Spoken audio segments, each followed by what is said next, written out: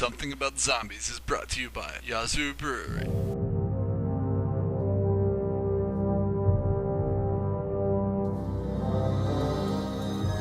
If you feel like you've reached this channel in error, good. Welcome to Something About Zombies.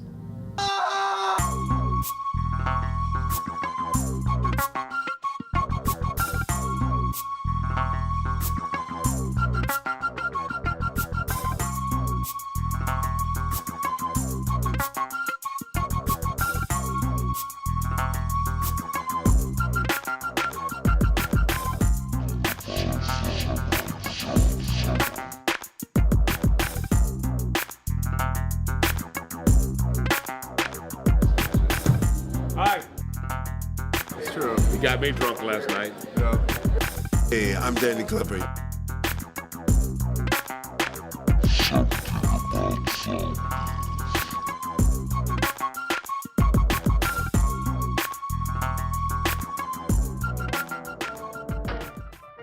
Something About Zombies. Hi, welcome to Something About Zombies. I'm Nathan. I'm Matt, and this is going to be a show that brings the horror community right to your TV set. Right in your house. Mm-hmm. We're going to be having interviews, skits, movie reviews, and showing you some of the best classic horror movies of all time. That's right, Matt. These are going to be the ones that you're not your Jason X, not your AVP. Not your Grudge or The Ring. Or The Saw. Where there's puzzles and gore. This is the classic. You know what I'm saying? Stuff that started the horror genre. So I hope you enjoy. Tonight's movie that we are going to watch is Dementia 13, one of Francis Ford Coppola's first movies. Long before the Godfather saga, a young Coppola traveled all the way to Ireland to make this very eerie, dark production. He was actually under the guidance of horror maestro Roger Corman. And as a common thing in Corman productions, they would recycle some of the old sets and props from previous productions, a very cheap and modest way of making a good movie. That's right, Matt. In Dementia 13, we meet one of the Emerald Isle's most tragic families, the Hollorans. Lady Halloran spends most of her time standing around in the graveyard, looking at the lake where her daughter died, and in general, just being to all of her in-laws. But that lady was quite a bit. Yeah, I think it runs in the family. Mm-hmm. Most people in Ireland kind of have that same type of trait. Whoa there. What? You know, our viewers in Ireland are gonna write us, and we're gonna lose ratings there, man. We're gonna lose our Irish audience? That's right. I don't wanna. Rudy. So, anyway, on to the show. Sit back and enjoy Dementia 13.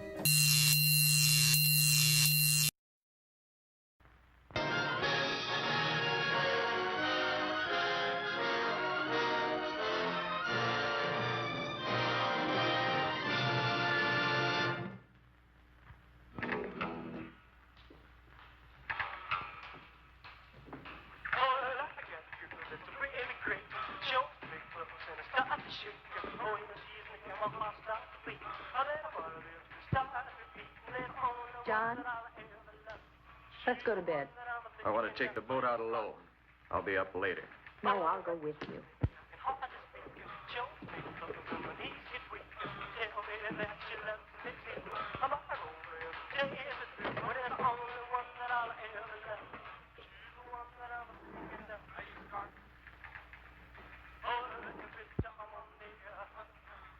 John,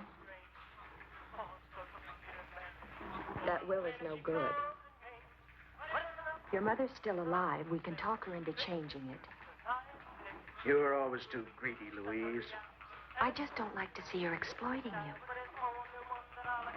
Honey, she's leaving all of your family's money to charity in the name of this mysterious Kathleen. It's ridiculous. Your mother is crazy. You don't know anything about it. I know that music's terrible.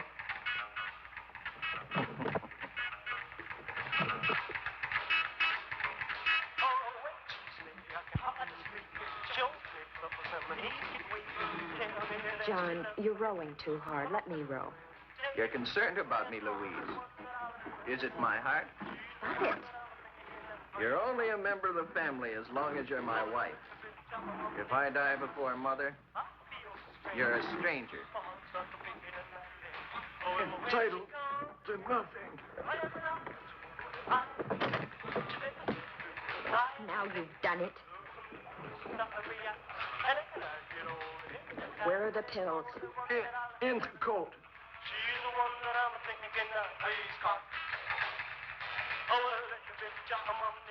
It's empty, you idiot!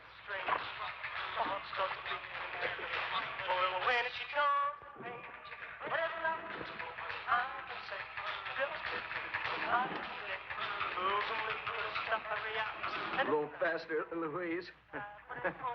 If I die, there's nothing in it for you. Shut up.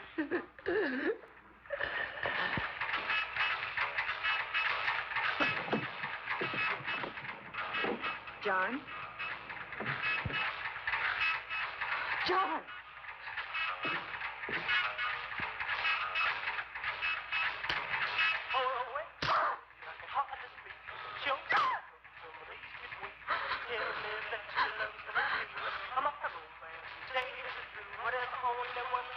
Now what do I do?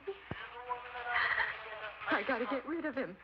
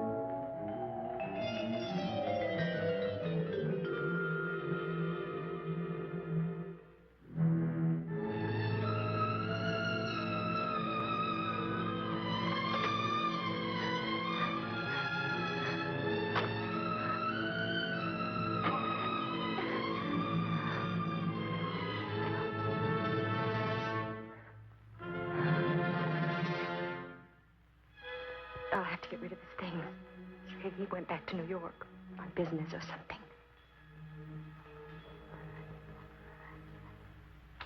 Mother, I am terribly sorry, but I have received an urgent wire from New York. Since I must leave tonight, I will be forced to miss Kathleen's memorial ceremony. But you all know my thoughts will be with her in loving memory.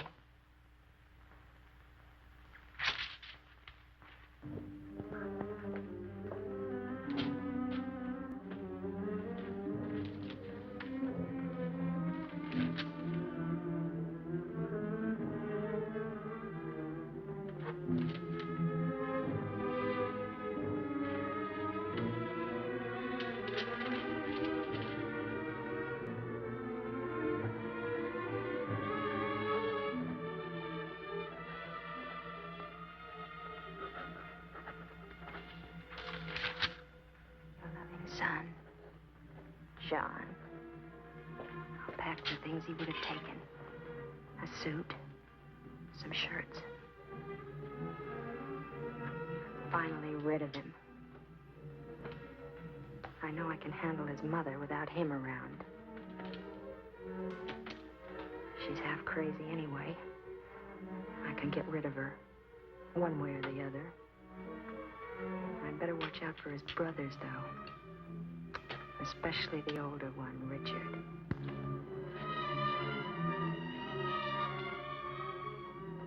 The typewriter. He wouldn't forget that. He'd have to write letters on the plane. I wonder if he'll rot underwater. Everything. Everything.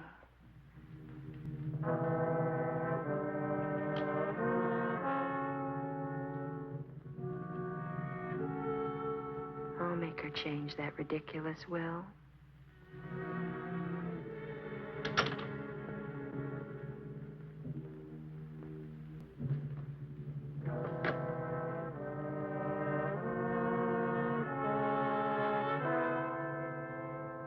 Your loving son, John.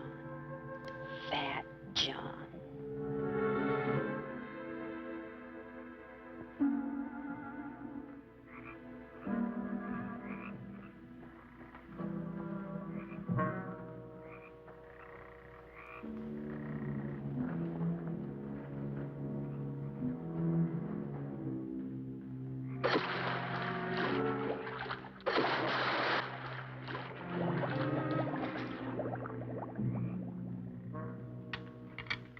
I hope everything works out with John's business. I'm sure everything will be fine. Your brother's always had a way of solving his own problems. Oh, I'm sorry, we're in your way. What do you think of Ireland and Castle Halloran? Ireland's fine. Castle Halloran is a bit perplexing. A very strange place, really. Old and musty. The kind of place you'd expect a ghost to like to wander around in. Kind of a haunted castle. Castle Halloran is haunted. By your mother. By Kathleen. I know very little about her.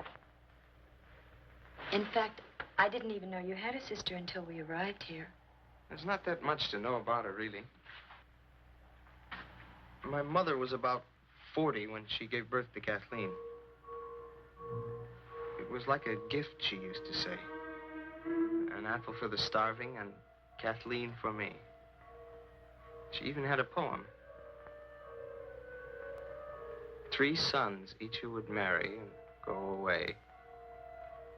But little Kathleen would always stay. It's engraven on her little tombstone now. How did she die? She drowned in the pond.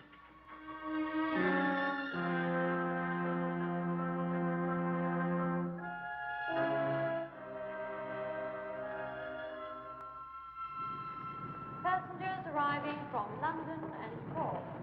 Aer Lingus Irish International Airlines wish you Cape Milleford. Your baggage will be delivered shortly on the conveyor belt. Passengers traveling onwards by air today should check at the passenger service desk. Excuse me, miss. Are you Kane? Yes, hello. Oh, I'm Billy, Richard's brother. I came to get you. Oh, hi. I'm so happy to meet you. Nice to meet you. Richard's sorry he couldn't come to get you, but he's up to his elbows in statues, so I said I wouldn't mind picking you up. Thanks. That's awfully nice of you, Billy. Aer Lingus Irish International Airlines wish you Cape Milleford. Your baggage will be delivered shortly on the conveyor belt. My oldest brother, John, had to leave early this morning, but his wife, Louise, is still here. She's from America, so you won't get homesick. That's my bag. Oh.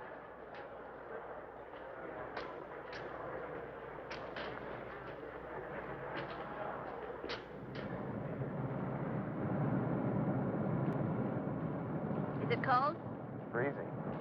But all old castles are like that. To tell you the truth, Castle Halloran gives me nightmares.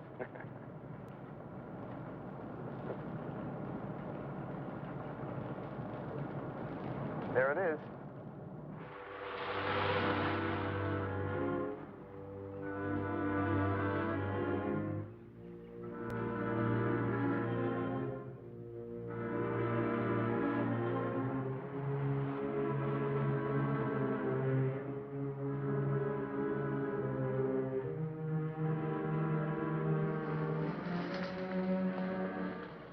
Unbelievable.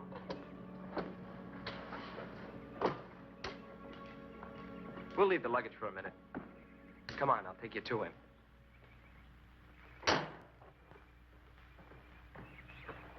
This is where he works.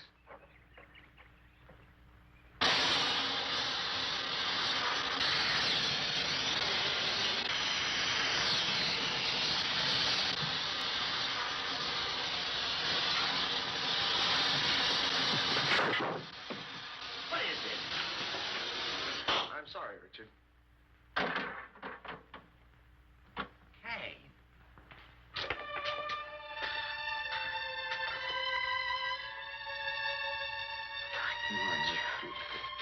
Well, I'm sorry I didn't pick you up myself, honey, but I wanted to finish this statue. You look wonderful.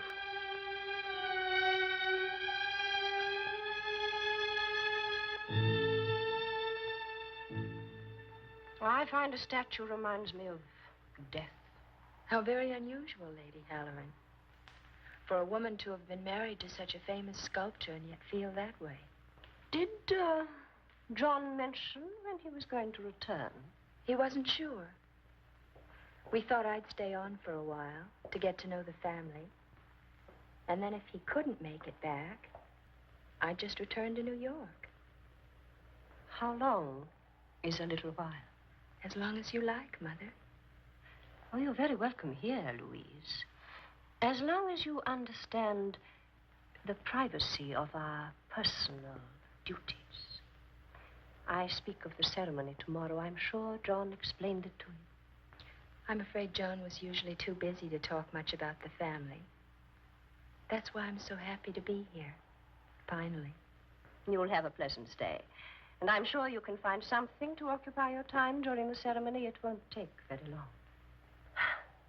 Perhaps I am superstitious. But I think it's important that only the immediate members of the family should give their thoughts to Kathleen.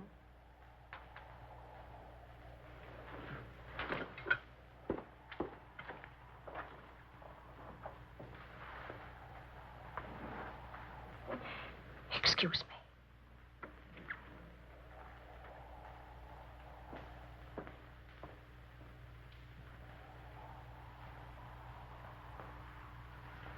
Mother, I don't care what tragedy hangs over this family. I want to get married. I'm engaged to be married. I'm going to get married. Moreover, I'm going to marry Kane.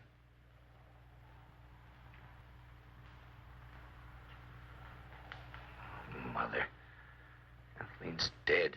She's been dead for 7 years. You never talked so much when you were a child. Oh. Well, I cried a lot, didn't I? Afraid I might be doing that again if you frighten her away from me. You want me to include her, to talk to her. Yes. Yes, I do. Very well. I will. I'll tell her I don't care for her. Mother. You heard her. And I promise you, I'll never forget it.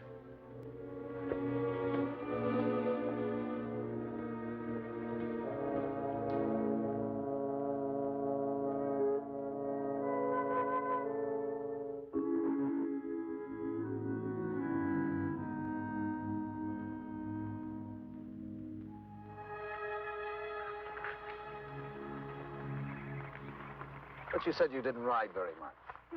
I don't. I'm just showing off because I finally got you to myself. Good morning. Oh, good morning, Louise. It's nice to see you're enjoying yourself for a change. The mood around this place isn't good for her. She may be right. Especially an American girl. You can tell she's been raised on promises. What are you going to do about that? What are you going to do about that? I don't understand. I saw you squirming when Mother read the will. You gave John enough dirty looks to give him a heart attack. Don't joke about that. You know he has a bad heart. But I know you didn't mean anything by it. You know, I think you ought to spend more time with your wife-to-be. You're an intelligent woman, Louise. You notice things, size people up. You know when they're happy and know when something's bothering them. I want you to do me a little favor. Of course. Keep that microscope you've got built into your eye off of me. I'll see you.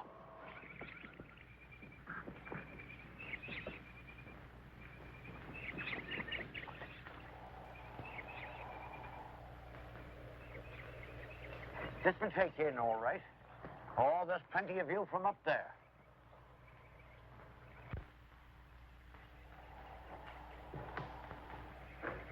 Must be very interesting to know about all the secret passageways. Oh, I know them all.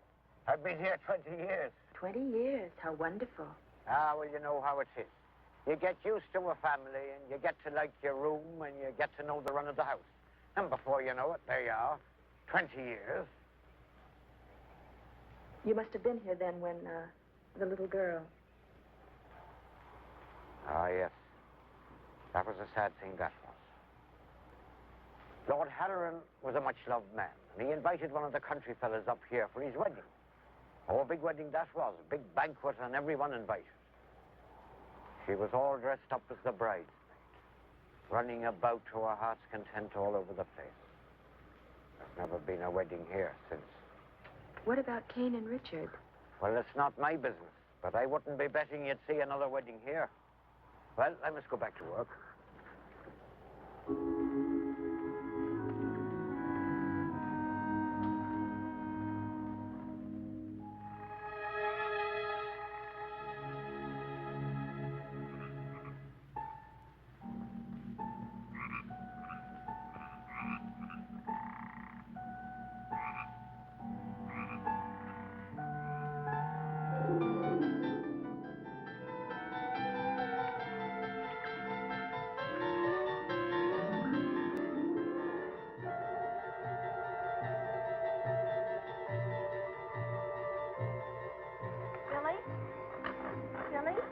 Billy, are you all right?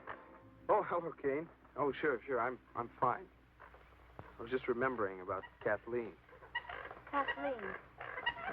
Oh, yes, the little girl. Richard told me all about her. We used to play together right here. Sometimes I think I can still hear her laughing, just like then. Is this the pond where... Yes. She was missing all night. Mother was frantic, almost uncontrollable. The next morning, we found Kathleen floating in the water right over there. I'm sorry, Billy. No, Kane, I'm sorry. I'm not always so morbid. The funeral ceremony is today.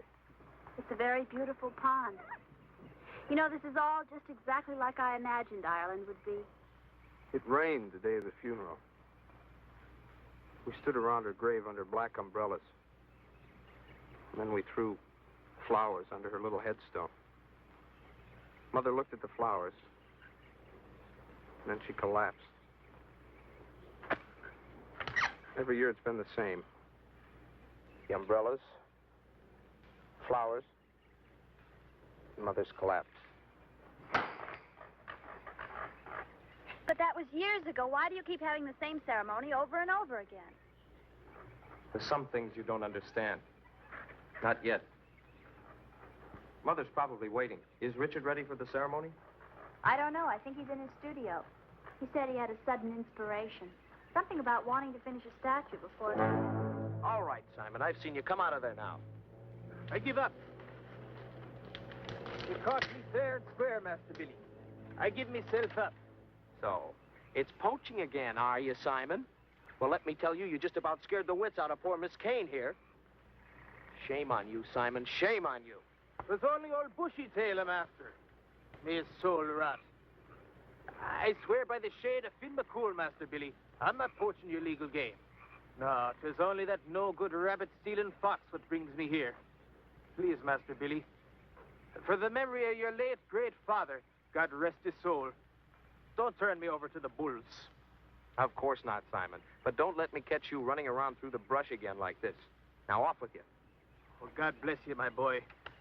'Tis a true sign of the late great lord of this estate, you are. Forgive me, miss. The last thing in the world old Simon would want to do is to frighten a fresh young beauty like yourself. Bye, Simon. Old Simon likes to think of himself as the last of the great Irish poachers. Isn't that dangerous running around with a gun like that? I don't think it's been fired for 30 years. I'm not even sure it's loaded. Well, and how does he catch anything, or does he? Well, he sets out snares for rabbits. When he finds them empty, he blames it on old Bushytail. Old Bushytail's a fox. Or at least Simon thinks so. Nobody's ever seen old Bushytail, and I don't think Simon has either. All right, welcome back. After the first period, we're going to talk about some of those scenes that we just saw in the Dementia. Well, that's right, Matt. In the opening scene of Dementia, we get to see Peter Reed's film debut. Funny story about this character was actually supposed to have a lot larger role, but Reed got into a squabble with Luana Anderson, his wife in the movie, over whether or not pork was really the other white meat. It apparently got very heated, and to cut his losses, Coppola just wrote out Reed's character almost entirely. He was supposed to be all the way to the end, and he killed him off before the opening title. It's a real shame, isn't it, Matt? It is, indeed.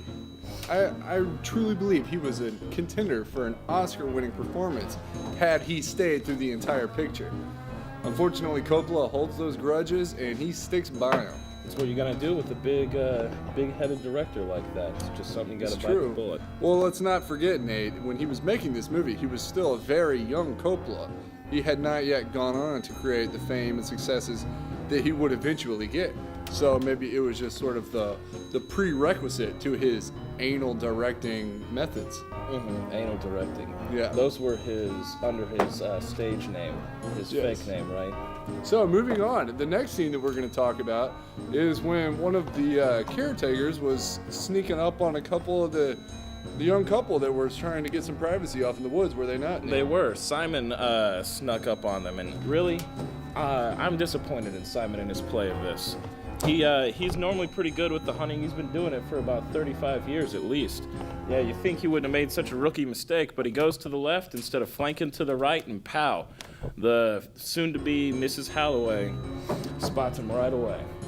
He did, yeah. It's too bad because he really could have gotten himself some good afternoon entertainment. The way he was coming up on this couple was a pretty good move, in my opinion. As far as, being a former Navy SEAL myself, he had all the right military techniques. He was completely out of their radar. They had no idea that he was in the premise. He made the fatal mistake of wanting to get a little too close. Sometimes you gotta settle for a widescreen view of whatever's going on. Maybe he should have just brought some binoculars with him, not a microscope, but a telescope. Telescope might have been a little bulky. I think maybe a video camera with some zoom. Yes, yeah, some of that telephonetic zooms. He could have used that to his benefit, and then he would have even had a souvenir to watch, later when he was at home by himself, pleasuring himself to listening to Marvin Gaye. The lonely kind of hanky-panky. Exactly. So you think he was going up for a little voyeurism? I thought he was going to mug him. Oh, really? Yeah, that's what I thought. I never thought about the voyeur thing. Thought the guy was a little bit too much of a pussy. That gun aimed right at him. Exactly. Mm-hmm. That's a shame, because then, he could have watched him and then had his way with the bodies afterwards. He could have done that. Matt. Yeah, exactly. Well, on that note, this is the end of your first bathroom break. Be prepared for the movie to start here in just a few. Enjoy it.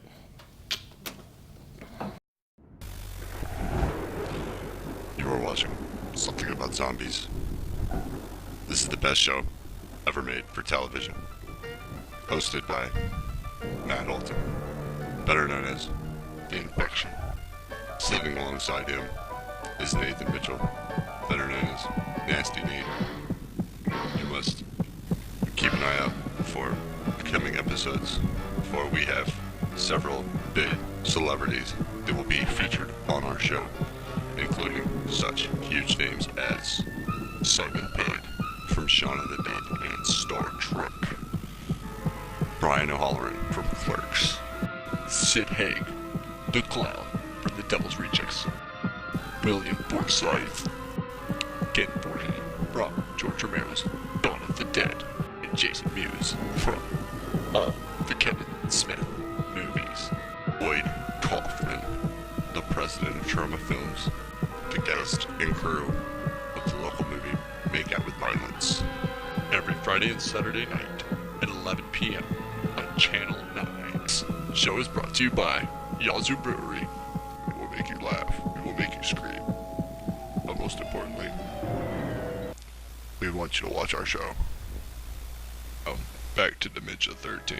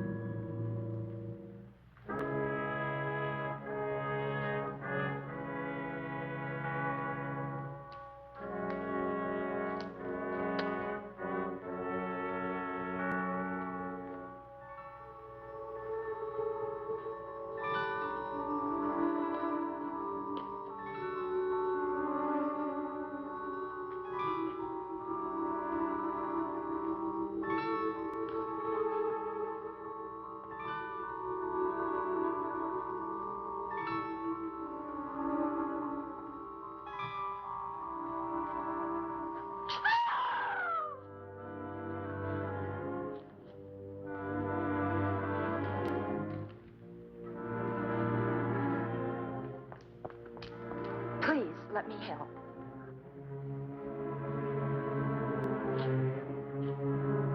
Have Lillian prepare her room. I'll take care of her.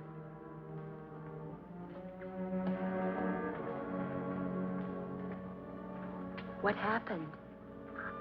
One of the flowers died when it touched her grave.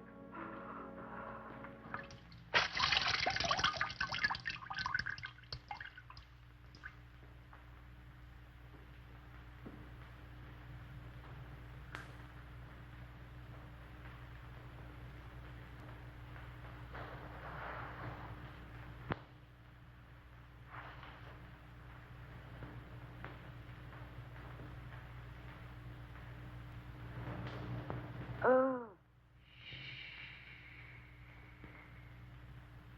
Rest.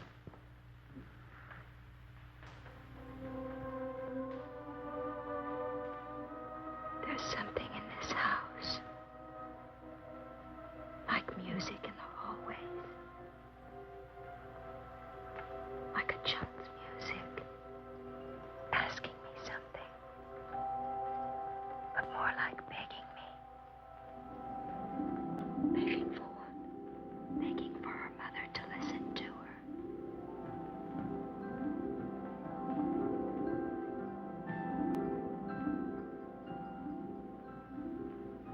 You know, I've heard her. She asks for you. Oh, tiny thing. She wants you to listen to her. To watch for her signs. Oh, I do try. Do you know what she wants? She'll tell me. I promise you. She'll tell me. Now rest. She'll give us a sign. I promise you.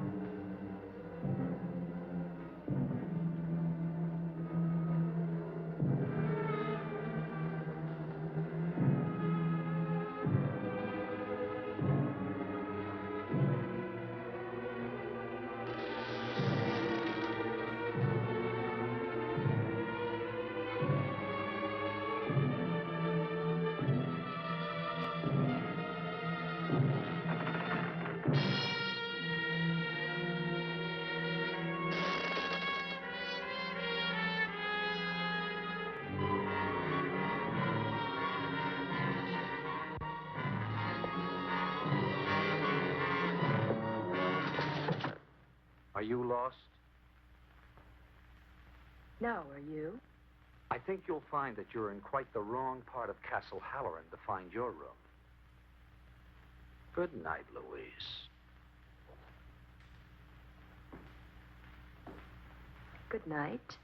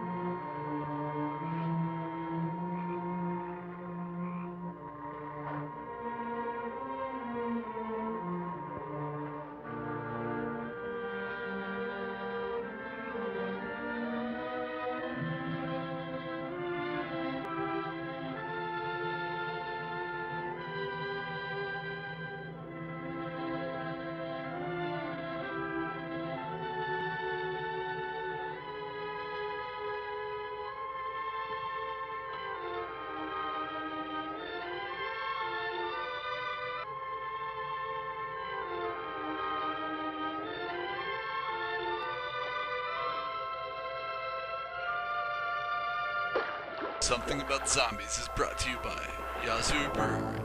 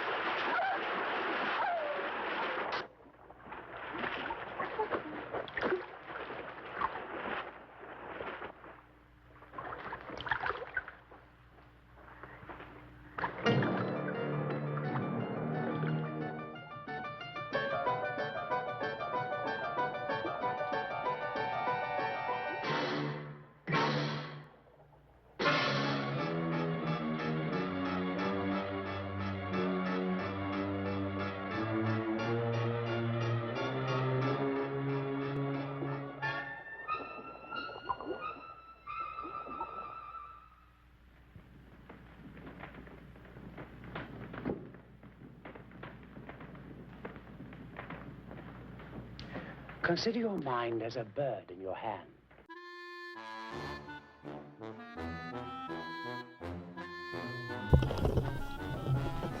Oh, hi there. Didn't realize we were back. Oh, we're back? Hi, and that's the end of the second period. It was a pretty exciting little one where we got to see Luana Anders murder. It was a very nice scene. It was. That's one of the sexiest murders I've seen in a long time. That's right. A little confused on what exactly she was doing with those dolls, but I don't think that really matters. Yeah, I think, she just wanted to take a dip with the dolls. A dip with the dolls? I think Coppola just wanted to see her in her undies. Mm-hmm. But anyway, I mean, what was the deal with the guy that was trying to chop her up? Yeah, it didn't look like he hit her once, right? I don't know. That's some of the worst chopping I've seen since the 1976 Lumberjack Olympics. Was that the Olympics where Longbeard Henry missed the hatchet throw and chopped off his thumb? No, that was the 77. I'm talking about the You 76. Sure? Yeah, this is the 76 where Big Joe Sammy was trying to drop the limb straight onto the axe. He was doing a little opposite move there. Oh, so the 77 was the one where Longbeard Henry chopped off his thumb. Yeah. Unfortunately, we all felt so bad for Longbeard Henry. That was a career-ending wound, if I remember correctly. It was. He was never able to grip an axe the same way again. God, I love the Lumberjack Olympics. I do. I can't wait for this year's. No, dude, it's gonna be so good. It's gonna be so good. Oh, those Lumberjacks get me going. Oh. And now here's the first installment of our ongoing series, Poorly Personified Horror Villains. Get ready. It'll blow your face off. Poorly personified horror villains.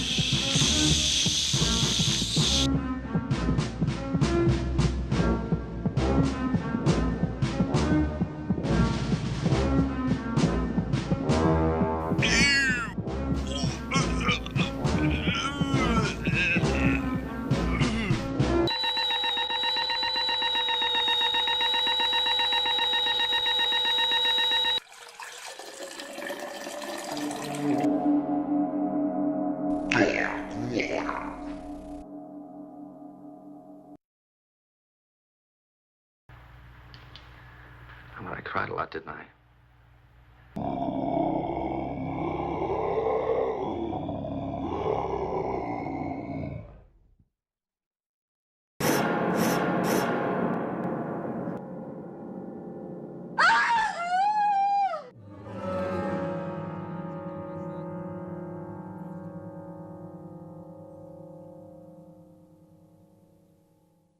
Don't you dare touch me! Stand back! No! Poorly personified horror villains. Well, anyway, that's the end of the second period. So now let's go into another bloody mess. Right here on Channel 9, Something About Zombies.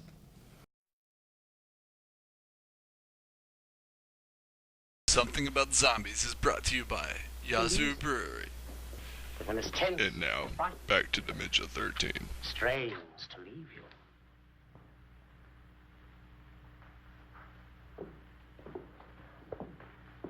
Quite a simple principle, isn't it? You're engaged to treat my body, not my mind. Now, don't you try to separate that which nature has joined. What I'm trying to say is this, that every year at this time, you work yourself toward a point of hysteria. You remember, you worry, you imagine, and then you collapse. I just can't believe that such a punctual cycle is physiological. Aside from all this, am I well? Aside from all this? Oh, yes. What I want you to do is to rest and to relax your mind. Remember the bird in your hand.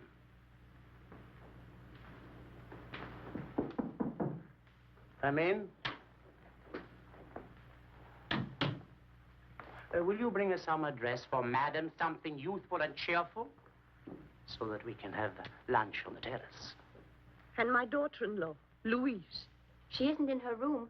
I don't think she slept there last night, if you were to ask me. Yeah, but nobody's asking you, little girl. Now, hurry up with the lunch, or I'll wish 5 years of spinsterhood on you. I must know where Louise is. I've never noticed this interest in your daughter-in-law before. Will you please find her, Lillian? Yes, ma'am. Her ladyship's summer dress. Anything will do.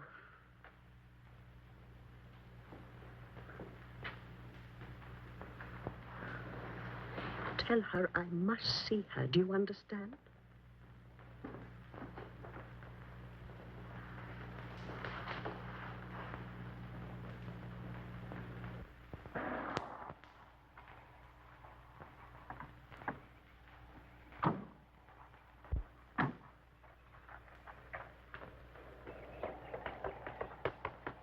Excuse me, Mr. Halloran. Your mistress sent me to find your sister-in-law, Louise. Have you seen her, sir? I'm sorry, Lillian. We left pretty early this morning. She's not in her room? No, sir. Her room wasn't even slept in. Try asking my brother. Yes, sir. Luncheon is served on the terrace. Thank you. I wonder where she is. I don't know.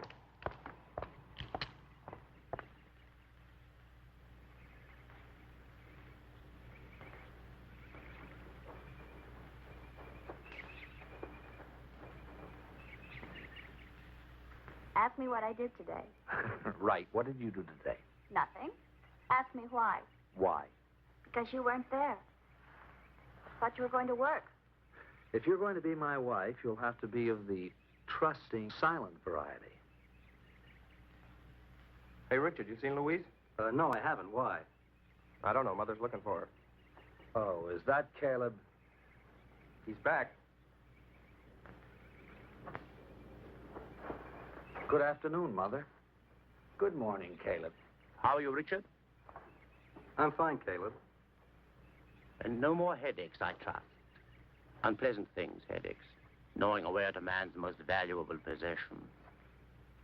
Congratulations on your charming fiancé. Lillian. Patrick hasn't seen her, ma'am.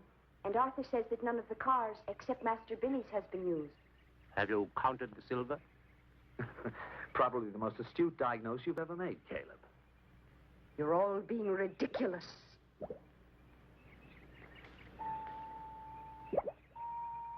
Kathleen.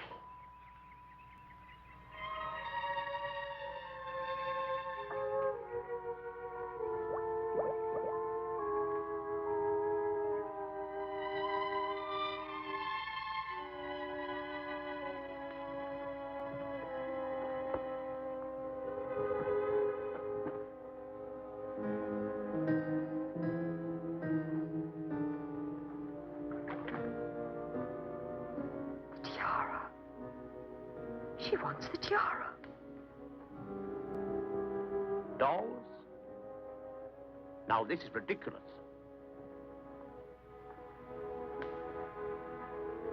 Put it away. Probably belongs to the gardener's child. Now, this is very bad for your mother. They're Kathleen stars.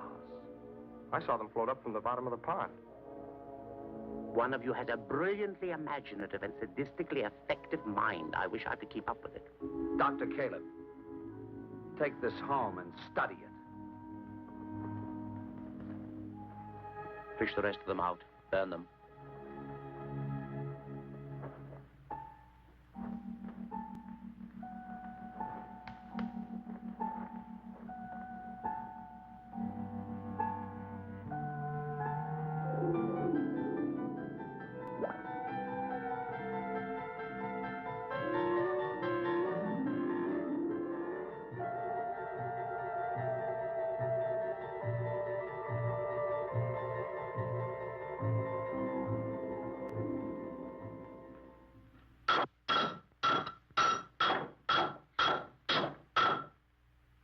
Pound it all out on that one little piece of metal?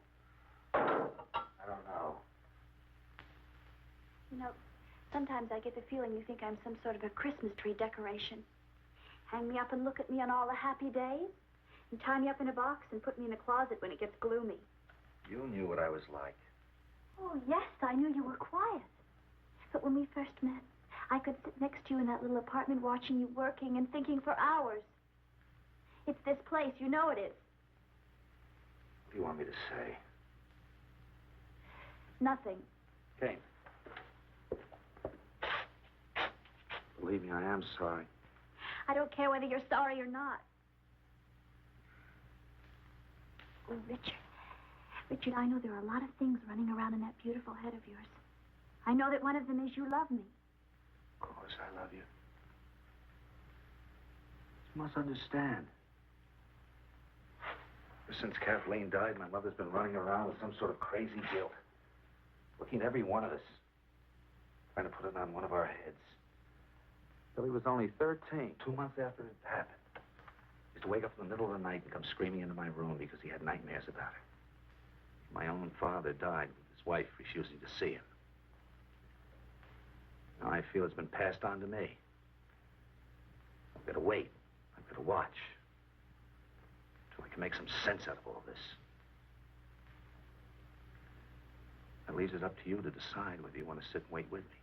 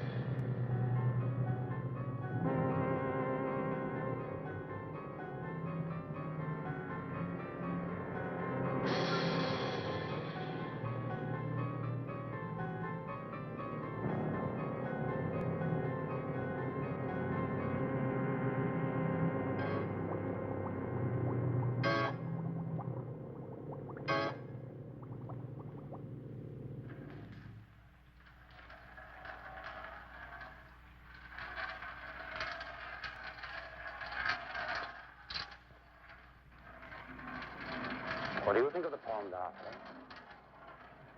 I don't understand, sir. Of course not. How long would it take you to drain it? Well, I don't know, sir. I've never drained it before, and I don't know that I drain it properly. There are 3 gear channel doors on the pond. Open them. If I was you, I'd save that up for a visit to my office. You're losing weight. Skin's pale.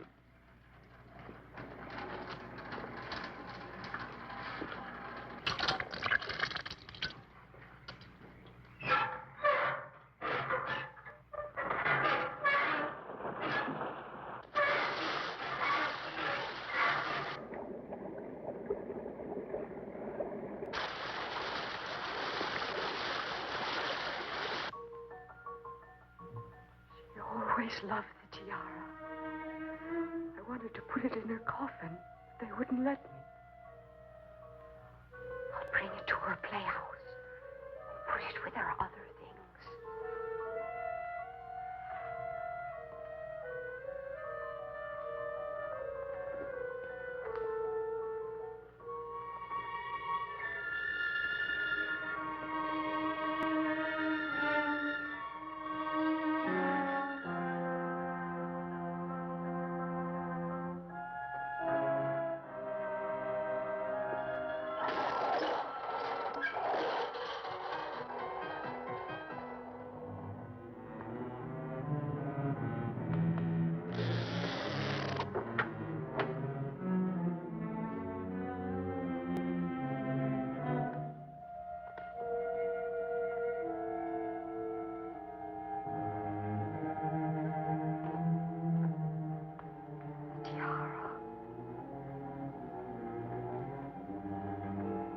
You want the tiara.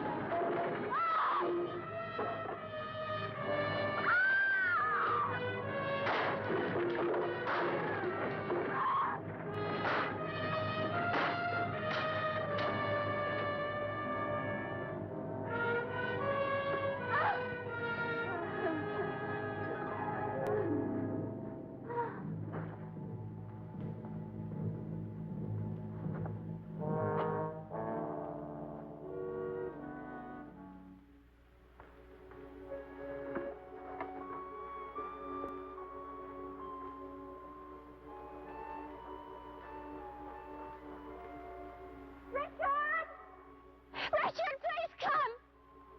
Somebody, please come! Lillian, call the doctor. Will it be Dr. Caleb? Anybody, and get Richard here.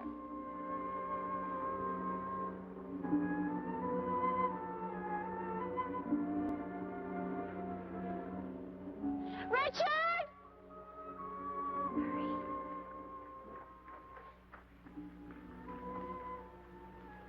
He's still breathing.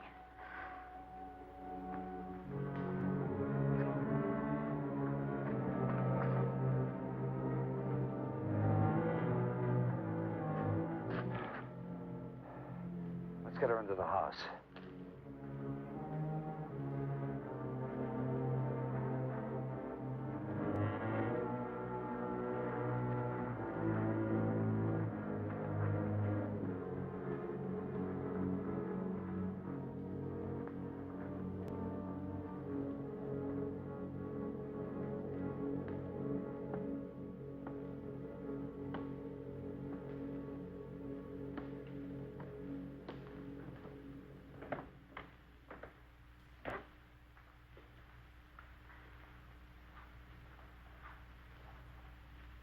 Why don't you go to bed, Billy?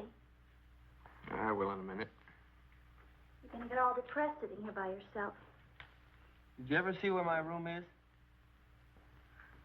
You have to go down a corridor where nobody's lived for the past 50 years.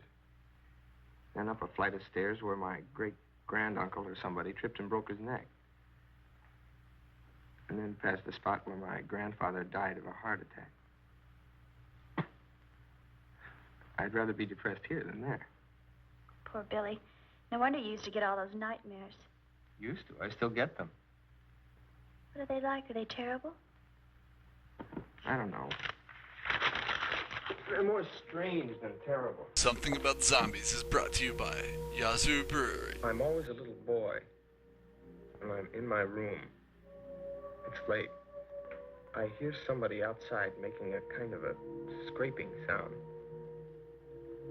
I get out of bed, look out of the window, and there's a man climbing up the wall, coming closer toward my window. I yell for my mother, and she comes into the room just as the man is coming in through the window. I hold onto her legs, crying. I'm so small, I only come up to her waist. The man is in the shadows. You can almost recognize him, but not really. He says that he's insane, and that someone else in the room is insane also, and that he's going to nod his head. And when he does, that other insane person will nod their head. He nods, and I look up at my mother, and she's nodding her head.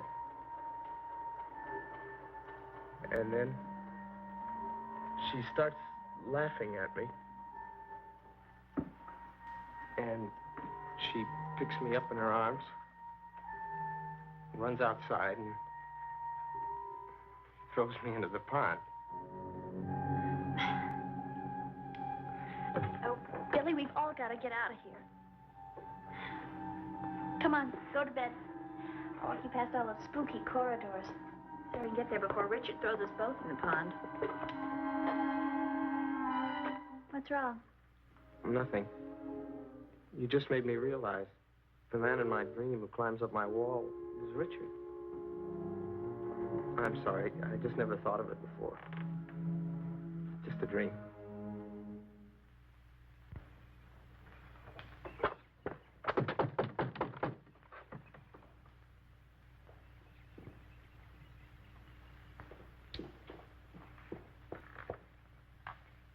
What is it, Arthur? It's Dr. Calebin. He's at breakfast. Is it important? Yes.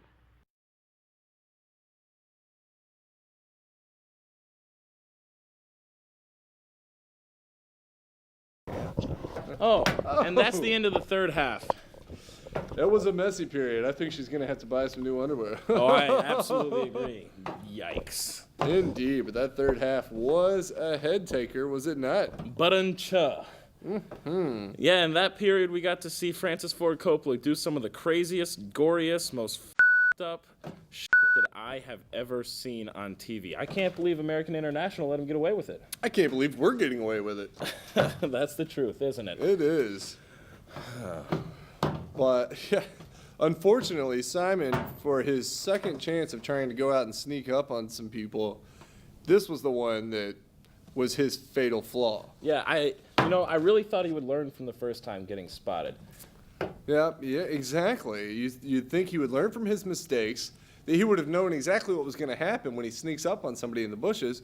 The only problem this time was he had somebody sneaking up on him. Yeah, Isn't that right, Nathan? Oh, that's right, Matt. Whoever this twisted killer is, he is very good. Or she is very good at what they do. That's right, Nathan. We don't know yet who is the killer. Oh, but it's have obviously no one idea. sick and twisted mother. Oh, yeah. Someone who maybe has some mommy issues. Mm-hmm. Someone that maybe has some nightmares. Which goes on to our next topic of conversation. Spoiler alert, by the way. One of the main roles of this movie. He goes in to talk about his nightmares. I think it's more like his, REM sick fetish or something. I don't know. Yeah, I think those nightmares were more like wet dreams. I think a quote is, "I was wrapped around mommy's legs," something to that extent. Woo-hoo. Creepy. Yeah. Oedipus complex. Did you say creepy or creamy? Ooh, zing! So when this guy snuck up on our old friend Simon, this little peeping Tom lost more than just a chance to watch some craziness go down. He lost his head. And that's not just saying that he couldn't handle the situation. We're talking literally. Oh no. He had a gun and he wanted to shoot his load all over his viewers. But unfortunately, he lost more than his load.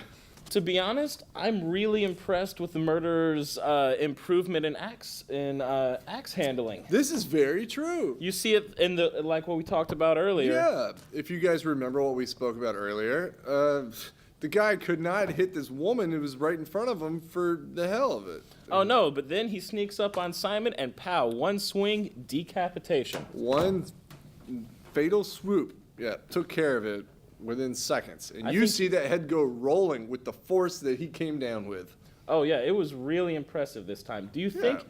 I think maybe it had a thing to do with the woman being in the water in the first one. Maybe she was a little harder to hit. Not used to. No one's used to swinging an axe into water. I think she was a little slipping and sliming around in that water. She totally was using that to her advantage, especially also with her Mike Phelps weed lungs. But yeah, unfortunately, they both died, but she had the ability to prolong her existence a little longer than this guy, Simon, who was just caught by surprise and millisecond head cut off, rolling down the hill, body in the grass. I absolutely agree, Matt. You know, I think it really has something to do with the murderer trying to knock off her bra. I think he was trying to just skim it a little bit and maybe see some live boobies before he killed her. With Simon, he's dressed like a hunter. Nobody really wants to see anything he's got. Might as well just off him quick. Yes, this is very true. He was much more crude than the beautiful woman chopped in the water. Much more crude. But let us not forget, Nasty Nate, that he can still have his way with that body when he's done with it.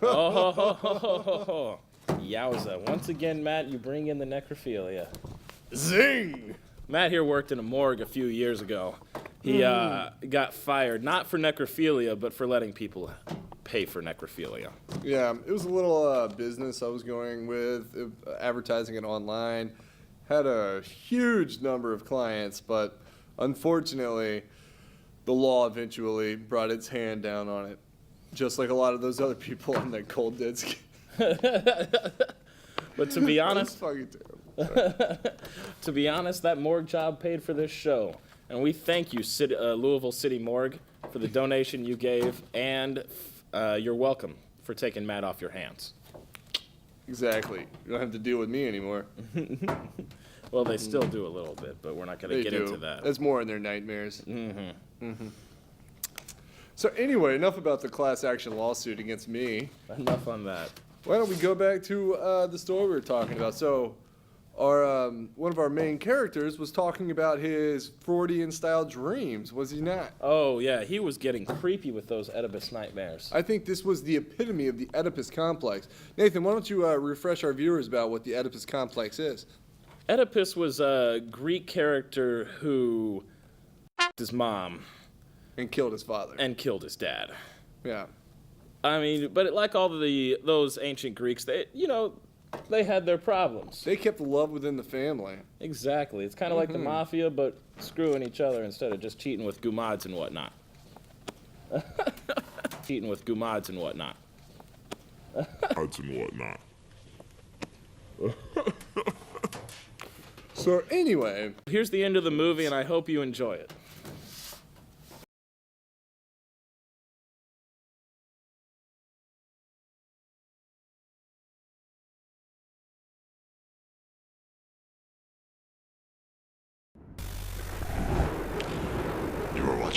Something about zombies. This is the best show ever made for television.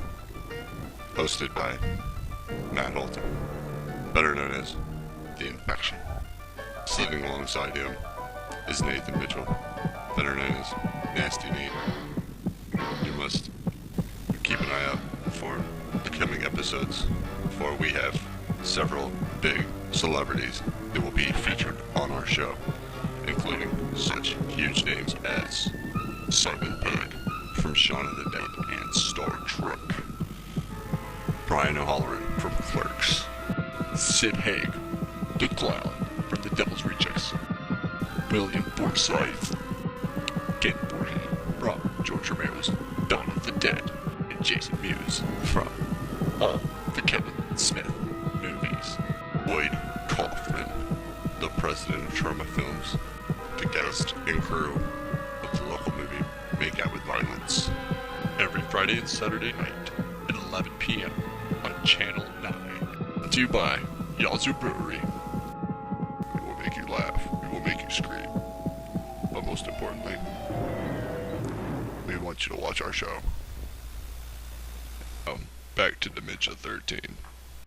What is it, Arthur? It's Dr. Calebin. He's at breakfast. Is it important? Yes. All right, then. Come on in.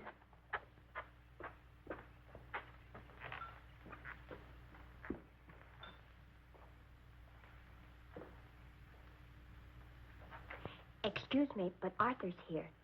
He says he has something important to tell you. Excuse me.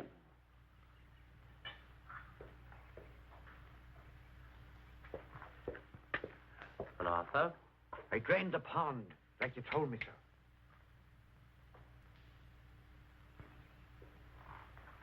And there's something there I think you'd want to see. Show me.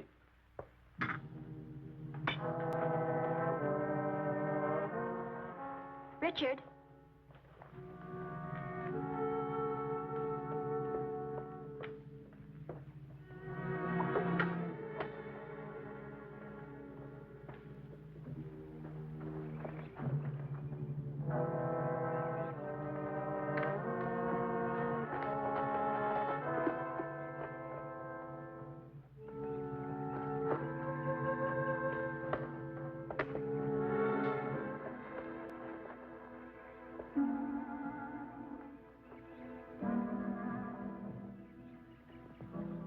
A shrine.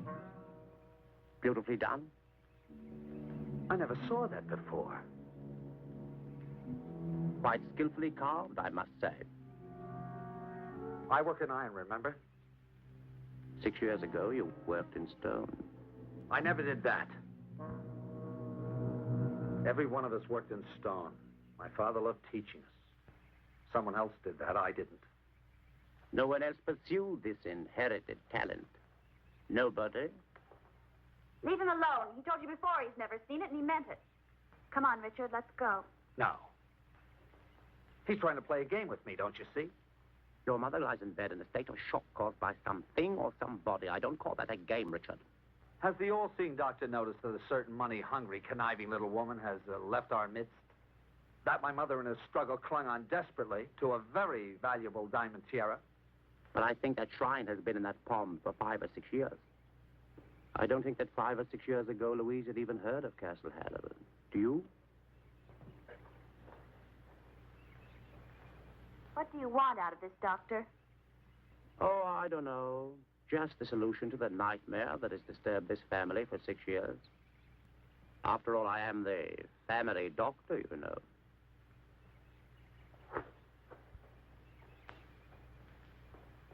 I didn't mean to annoy your brother, because I think he's right.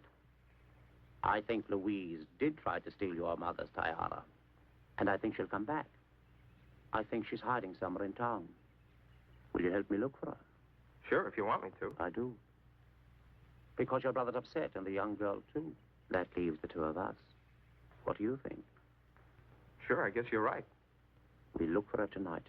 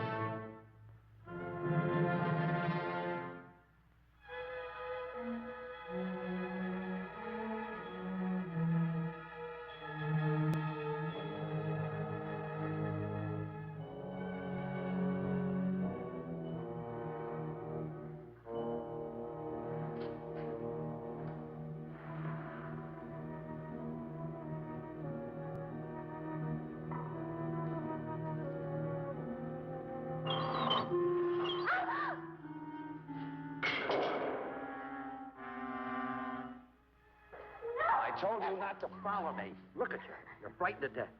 Now settle down. What are you doing here? The studio where my father worked. Kept his stone cutting tools here. I was trying to find out who made that monument. Oh, Richard. Richard, I'm sorry. I'll never doubt you again, I promise. We can get married now. Your mother's still sick and she won't be able to stop us. No one will be able to stop us.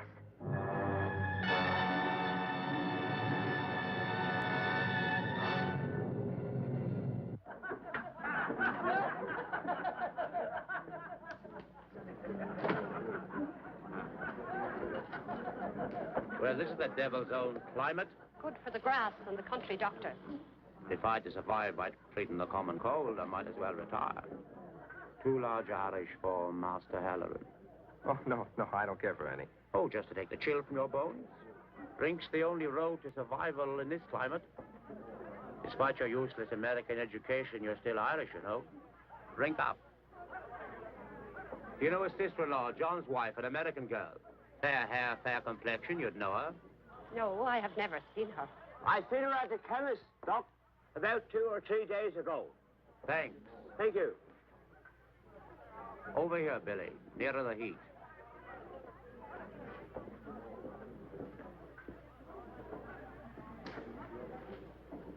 Drink up. What do you think, Billy? Where did she go? I don't know. Come on, let's go. Cowbed. You wouldn't begrudge an aging man his moment's rest, would you? You know, I think you know the answer to all the problems your family's been having. Because, Billy, you saw your little sister drown all those years ago. No, I didn't. Oh, yes, you did. You know how I know you did? No. Because you told me. I did not. Cowbed. Come on, drink up. Do you remember all those years ago when you couldn't sleep? Do you remember who it was gave you the little pill that made you sleep? Remember the dreams? Faces in the shadows? The man climbing up your wall? I haven't forgotten. Who was that man? No, I don't know. Who was it that tried to throw you in the pond? Richard. Tell me what happened. What happened to Louise? Fishy, fishy in the brook. Daddy caught you on a hook. Fishy, fishy in the brook. Daddy caught you on a hook.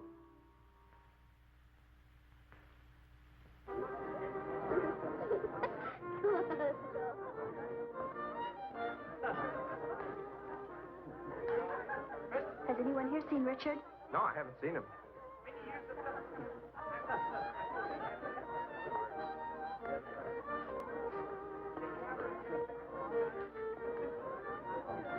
Something About Zombies is brought to you by Yazoo Brewer. Thank you.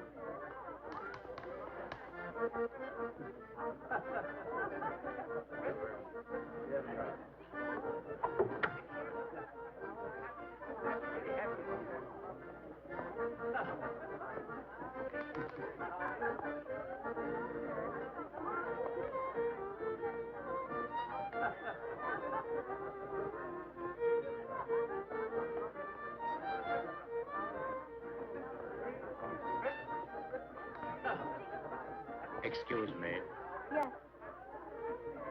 You know, the one thing in the world that really chills my bones to the marrow is when a pretty girl in a wedding dress looks at me and finds me repulsive. Oh, don't be silly, Doctor. Oh, I'm often silly, one of my major vices. Another one is a desire on my part to help others, however rancid that may sound. Then you can help me by telling me where Richard is. I'm not sure where Richard is. Or indeed, what he is. Oh, and you wonder why young girls in wedding dresses give you dirty looks. No. I'm quite serious. I've known this family for a very long time. I've been aware of the atmosphere of depression and the slightly demented quality that hangs over it. But these are subtle matters, so I never spoke.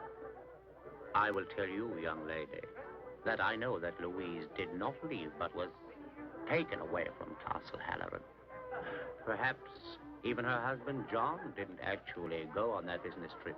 I don't know what you're talking about. Because you don't know what I'm talking about, you think I'm some kind of villain. Can you imagine what it's like to try to help others and to be mistrusted every time my lip twists? This doesn't mean that every word I say is sinister. I don't know what you're trying to say. What I'm trying to say to you that I've discovered things in this house that make me uneasy. And that you are probably in a position of some danger.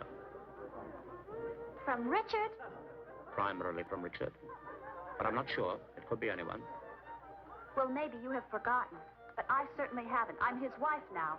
And his sister and his sister-in-law and his mother. And perhaps his eldest brother. I swear to you, Dr. Caleb, you are a very sick man. Kane! What's the matter, honey? Where have you been? I was just outside having a smoke. Well, let's get out of here. I don't want anyone to see me crying.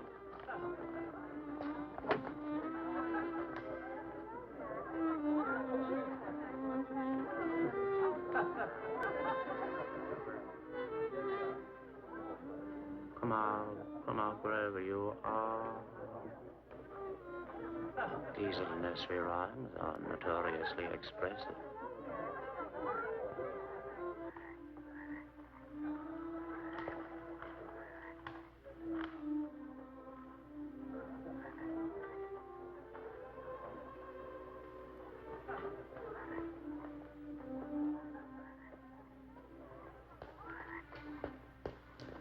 Come on, I don't care what anyone says about you. Who said anything about me? No one. Everyone, I don't care.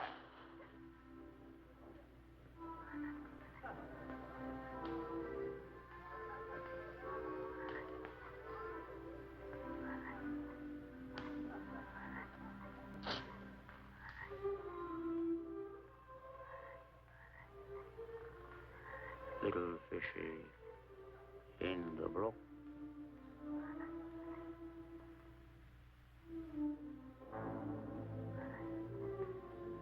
Papa's hanged you on a hook.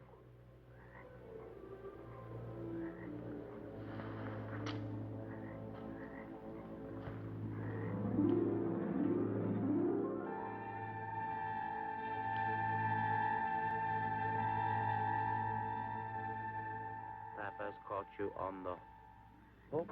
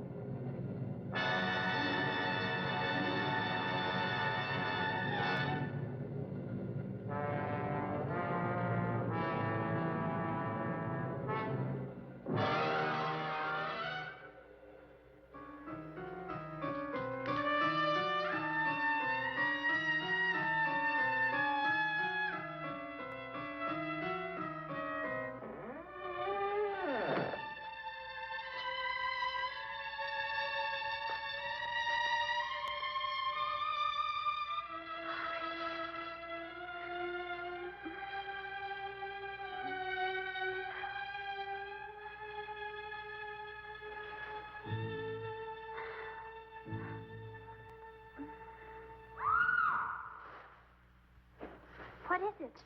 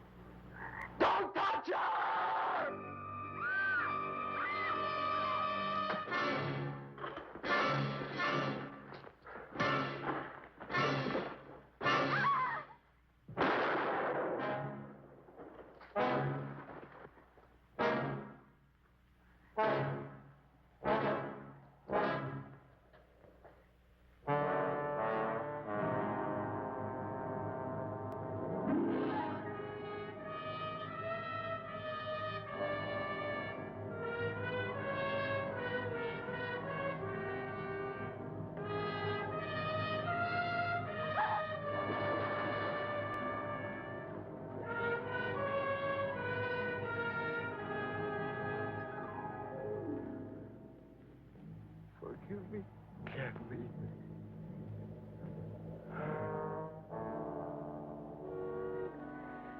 You children play with stone the way other children played with the building bricks.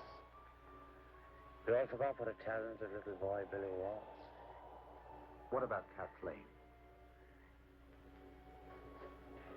He made a wax doll, something he could protect, to relieve his guilt.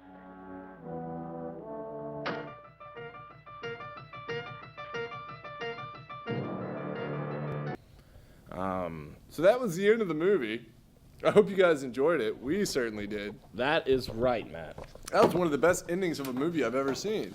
Ever. I can't... So was that a person or a doll in that last scene right there? I think it was a wax figure. It was a wax figure. Actually, Billy not only was a amazing lover, but he was also a great artist, and he had his own wax collection.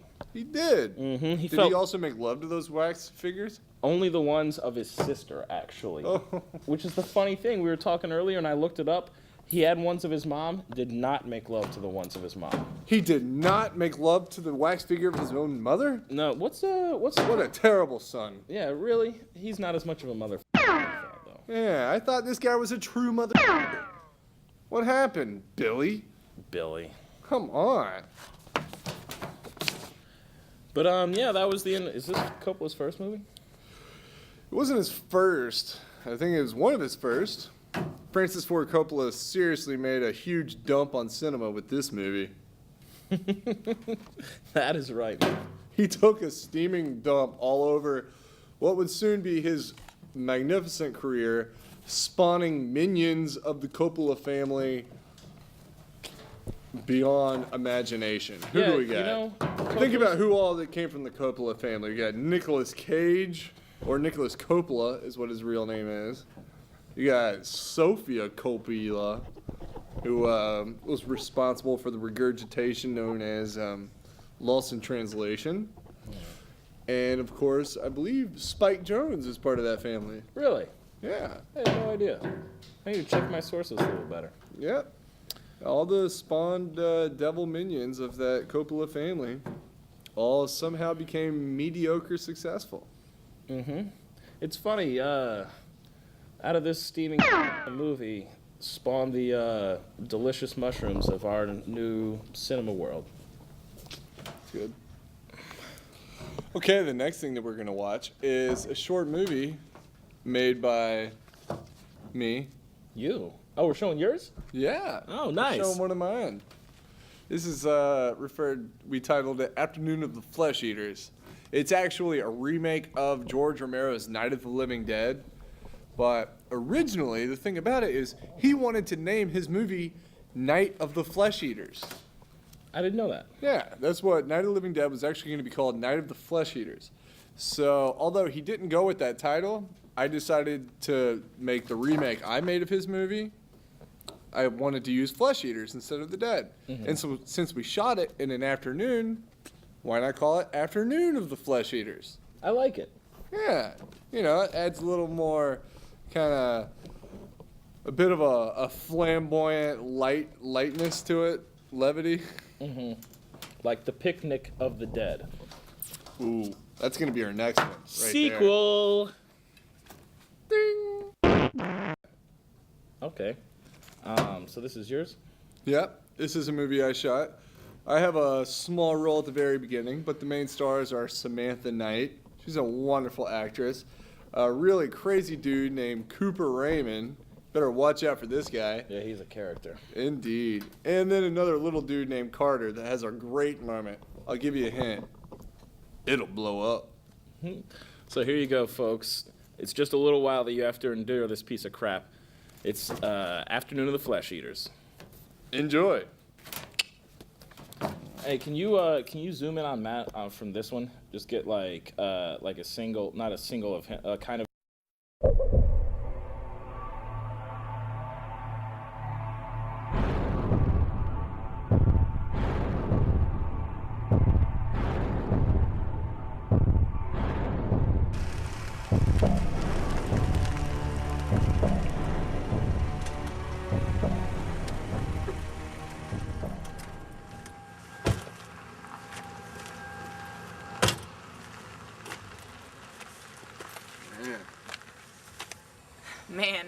That's great. Mom left us her house after she died. Yeah, it's too bad she lived in this tiny-ass cabin. But at least we got something out of it. But you know what? They're coming to get you, Barbara. Stop it! Stop They're it! coming to get you! Hey, is that the realtor?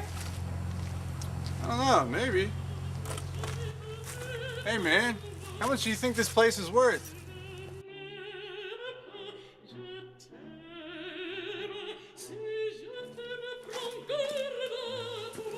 Hey, man.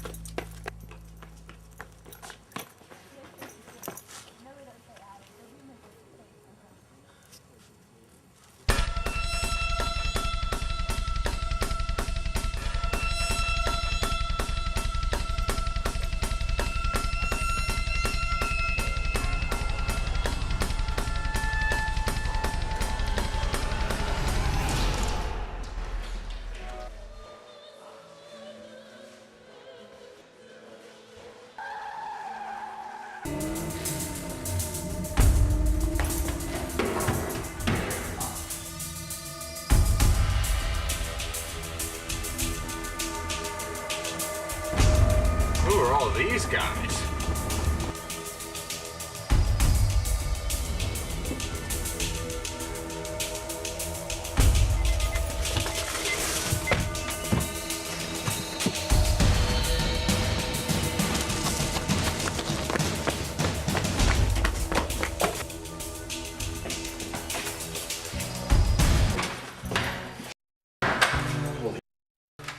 Who are you? Do you have a phone? Hello? Do you have a phone? What's your name? Useless.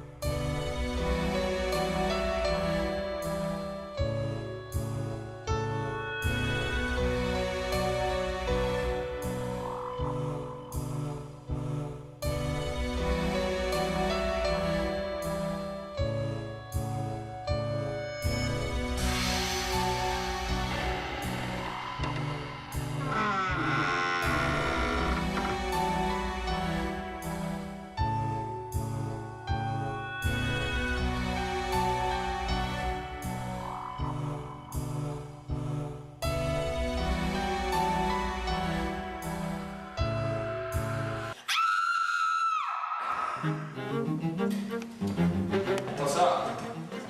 Hey, I thought you were one of them things. No, man. We're trying to get away from them, too. You should come downstairs, it's safer. What, are you crazy? No, man, it's not that bad. There's plenty of exits down there. It's a death trap. No, there's... Look, I'm king up here, you're king down there. Well, we got beers, pool tables, better couches than up here. Hey, man, you got a car? Yeah, but it's out of gas. Well, there's a gas pump down by the shed. Here's a key. Just make sure you don't shoot the lock off with a gun or have a large open flame next to the pump, or you'll blow up. Here, you cover me. I'm gonna make a run for it.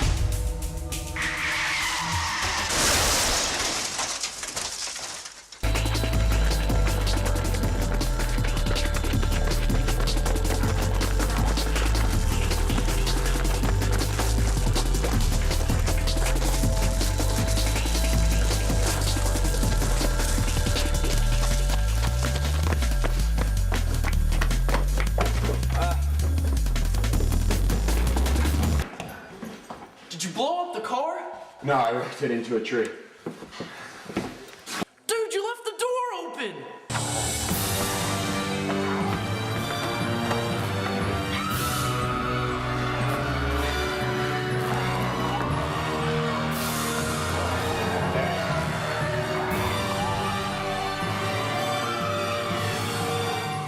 Come get me! Help me!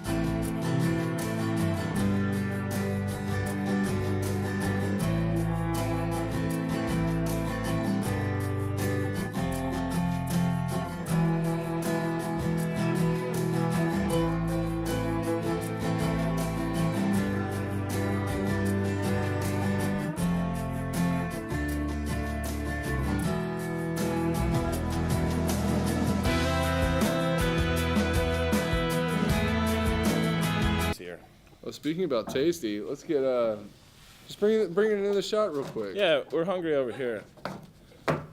Speaking of tasty, we have a delicious dinner coming. We do indeed. It just finally got here. So thanks for tuning in. Thank you. All right. You're not gonna get it. We'll tip you after we get off here. Yeah. Thanks for delivering the pizza. But seriously, thanks for tuning in, and we'll see you next week. Have a good night, guys.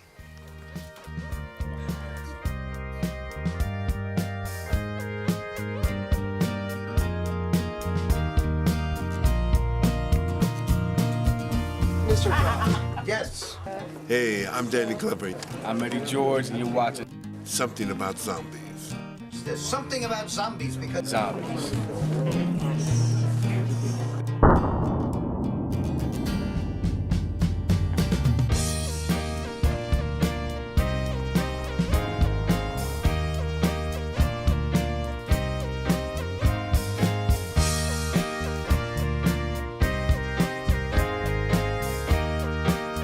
He's been drinking all night. It's true. He got me drunk last night.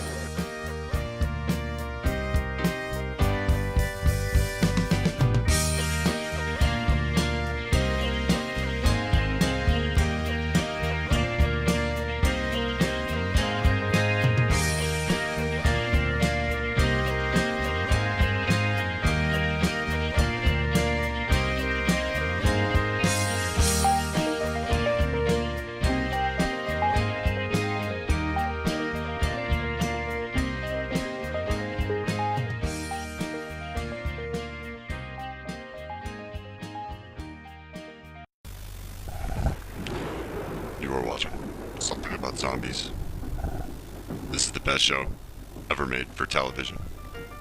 Hosted by Matt Holton, better known as The Infection. Sitting alongside him is Nathan Mitchell, better known as Nasty Nate. You must keep an eye out for coming episodes, for we have several big celebrities that will be featured on our show, including such huge names as Simon Pegg from Shaun of the Dead and Star Trek, Brian O'Halloran from Clerks, Sid Haig, the Clown from The Devil's Rejects, William Forsythe, Ken Voorhees from George Romero's Dawn of the Dead, and Jason Mewes from the Kevin Smith movies, Boyd Kaufman, the president of Trauma Films, the cast and crew of the local movie Make Out with Violence, every Friday and Saturday night at 11 p.m. on Channel 9. Brought to you by Yazoo Brewery. It will make you laugh, it will make you scream, but most importantly, we want you to watch our show.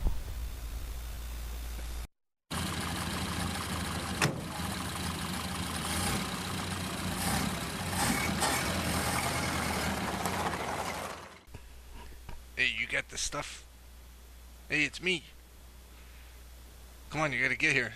There's bugs crawling up my skin. Who did that? Right, yeah, check, we're all ready. Yes, you bet, we're all ready. Man, that stinks. Hey, this looks like a nice place. Look for some hot tail around here. Hey baby, how you doing? Ever seen a dead body?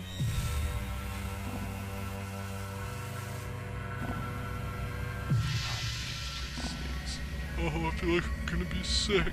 Oh.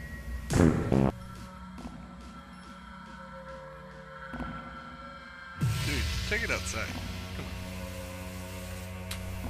So I live with my mom, but she's asleep. No thanks. I think I'd rather see the dead body. Who do you think I was talking about?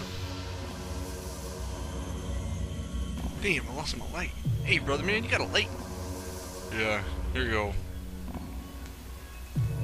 Gee, anything that'll keep the smell out of this place. Oh god, I just gotta get out of here. I can't take it. Whoa, wonder what's down here. Open this. Who's that? Well, it must be that guy's dead mother or something. Well, I'm just gonna crawl in here. I wonder if maybe they have a Klondike bar. Well, I could really use a Klondike bar right about now. I'm just gonna sneak in here. Okay, don't be too loud with the door. Oh. Hey, I'll turn off the lights so I can get comfortable. Hey, how you doing? Do I look like I did in your dream? Oh God, I don't remember this in the dream. Get him! Sick him! You were supposed to bring me the stuff! Oh no.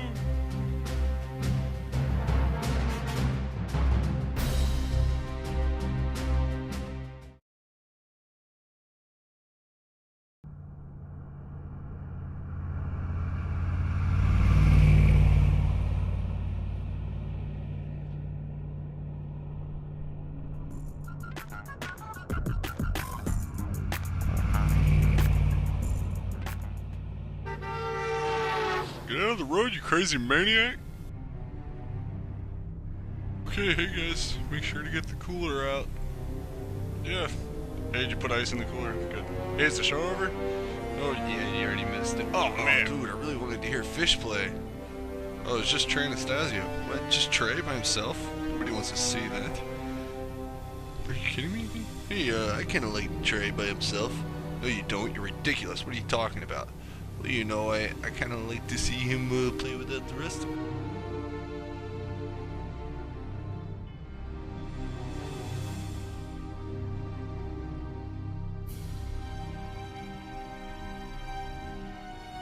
Hey, honey, you know what I'd like to do with that broom? And okay, let's we're gonna come down here and look. Let's look for some ground scores, guys. What's that? Well, you know, like types of things you find on the ground when people leave the show. Well, yeah, we'll see. Oh, look at this. I found this little hat. What, Johnson, are you stupid? Nobody wants that stupid looking hat. Oh, well, I kind of liked it. And guys, look. And this is on you now. I need you to look around for something we can sell for money. Alright, I gotta fix it. I gotta get... Well, I kind of like... Are you still talking about the hat?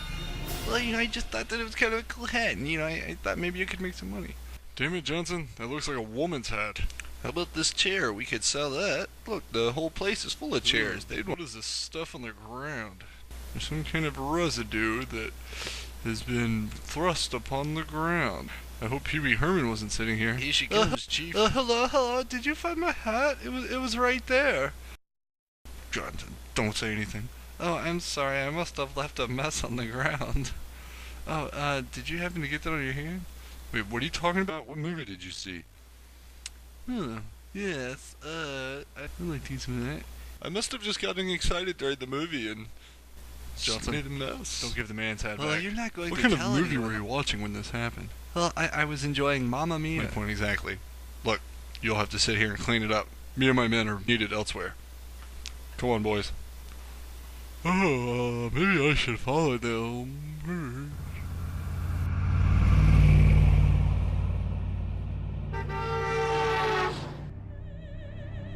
Oh, look at her sleep.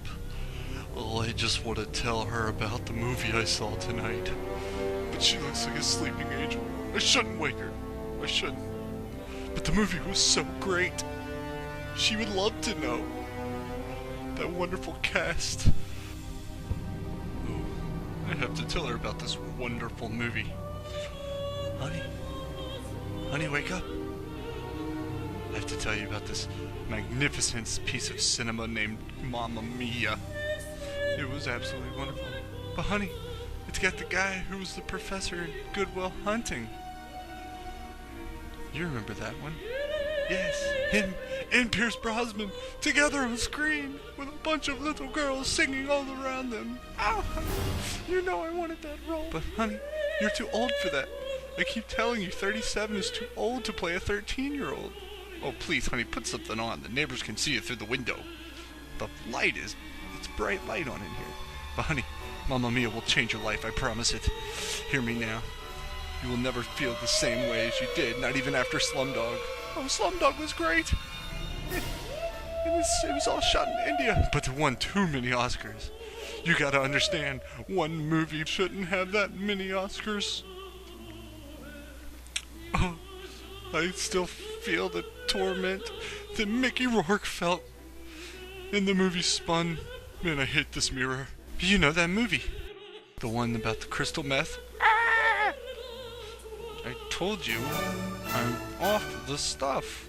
But why is it that anytime you take that drug, your face turns off?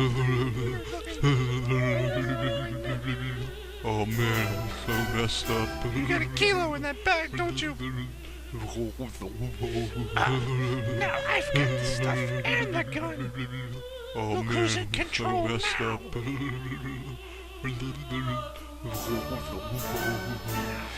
Dance for me.